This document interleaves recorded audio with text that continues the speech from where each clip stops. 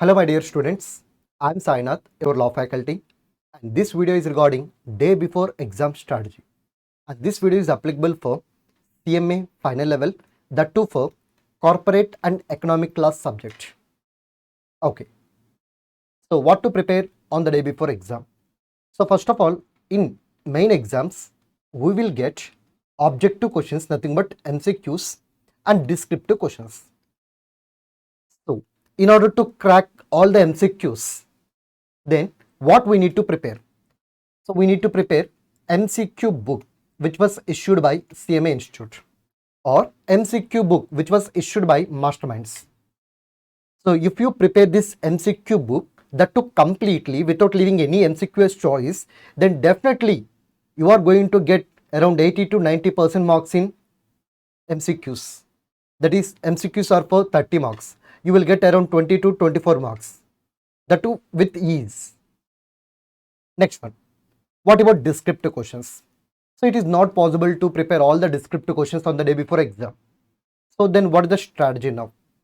So for descriptive questions, we need to classify the chapters into three categories. So first one, prepare the chapter completely.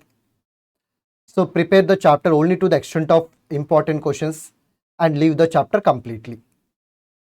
So prepare completely or prepare up to important questions and leave the chapter completely.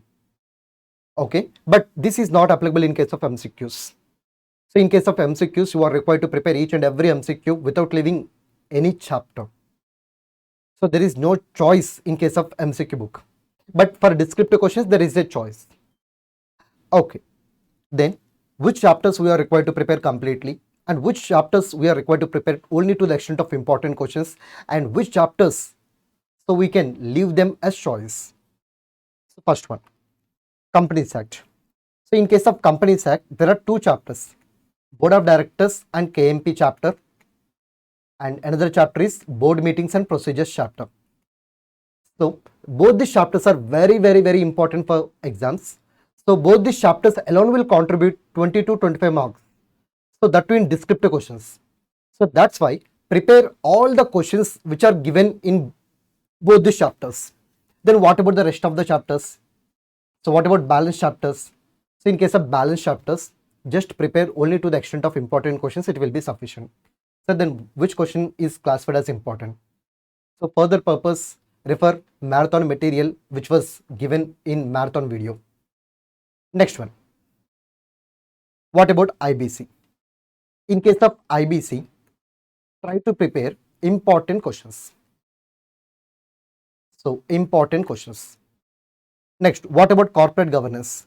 In case of corporate governance, try to prepare all the questions. So it is also very important chapter. So try to prepare all the questions. And what about SEBI regulations? In case of SEBI regulations, try to prepare all the questions. Then what about remaining chapters? From Competition Act to cyber laws, that is Competition Act, FEMA, banking sector, insurance sector, MSME sector and cyber laws. So all these chapters can be ignored completely. Sir, why? What is the reason? First of all, what is the total weightage? 1, 2, 3, 4, 5. That is 25%. But in exam, you are having a power to leave some questions as choice. So you can leave questions having 28 marks as choice. By using that power, you can simply skip these chapters. Next one. Then what about money laundering? So in case of money laundering, try to prepare important questions. So how to know whether this question is important or not? So just refer marathon material, it will be sufficient. Next one. Now the point is, sir, I already prepared Competition Act or FEMA or banking sector or insurance sector or MSME or cyber laws. So if you had not prepared these chapters previously, then ignore now completely. If you prepared only few questions in these chapters, then just try to revise the questions which you already completed. That's it. That means those students who ignored these chapters completely, so they can ignore these chapters now. Those students who prepared some questions while making preparation for this subject, so they are required to prepare only to the extent, so up to the questions where they prepared during their preparation.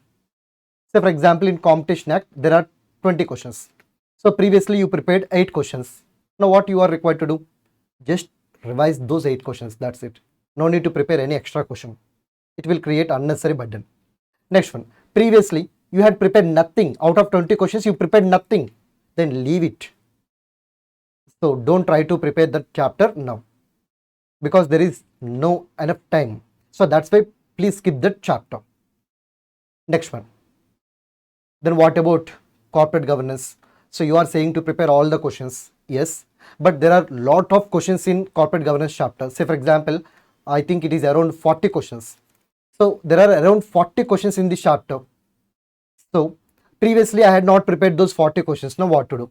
So previously if you prepared for all the 40 questions, then just revise 40 questions. Otherwise, say for example, if you prepared for 30 questions, then just revise those 30 questions. It will be sufficient. And please ensure that all those 30 questions are important or not. So if they are important, then it is okay. Otherwise, you need to prepare important questions. So how to know whether this question is important or not? For that purpose, you need to refer marathon material.